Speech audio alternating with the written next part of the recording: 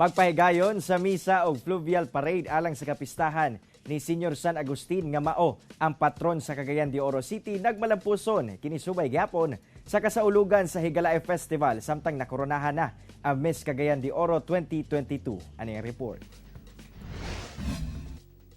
Gisugdan pinaagi sa misa sa San Agustin Cathedral ang adlaw sa kapistahan ni Senior San Agustin sa Cagayan de Oro City.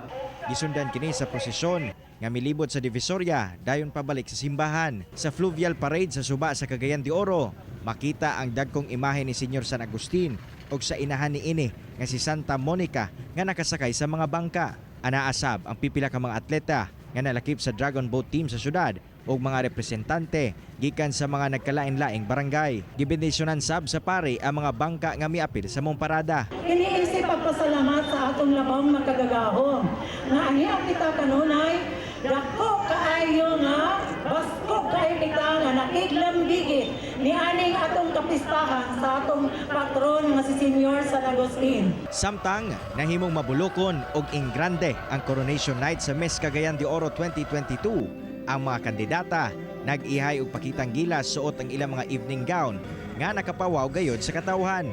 Usasab sa mga nakahatod og kabibo sa mong kompetisyon ang GMA celebrity host nga si Martin Javier nga main host sa mong pageant. Napili nga Miss Cagayan de Oro 2022 Universe si Ariane Galenzoga, Miss Cagayan de Oro 2022 Pilipinas si April Angelou Barro, first runner-up Chris Antoinette Tiaño, second runner-up si Blanche Nicole Villaluz, third runner-up si Lencil Patricio ug fourth runner-up si Luisa Mary Bingtan. Honestly, I'm still sinking everything in and I'm still in awe. So I just want to say thank you to all of the people that has honed me and shaped me to become finally this year's Miss Cagayan de Oro 2022 Universe. I am so overwhelmed.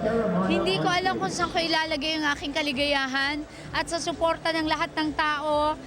Maraming salamat, dagang salamat kaninyong tanan sa suporta, sa pagmamahal, sa Miss CDO at sa tiwala. Kauban si Makoy Sempron o Roland Cañas sa kamera. Ako, si Cyril Chavez para sa One Mindanao.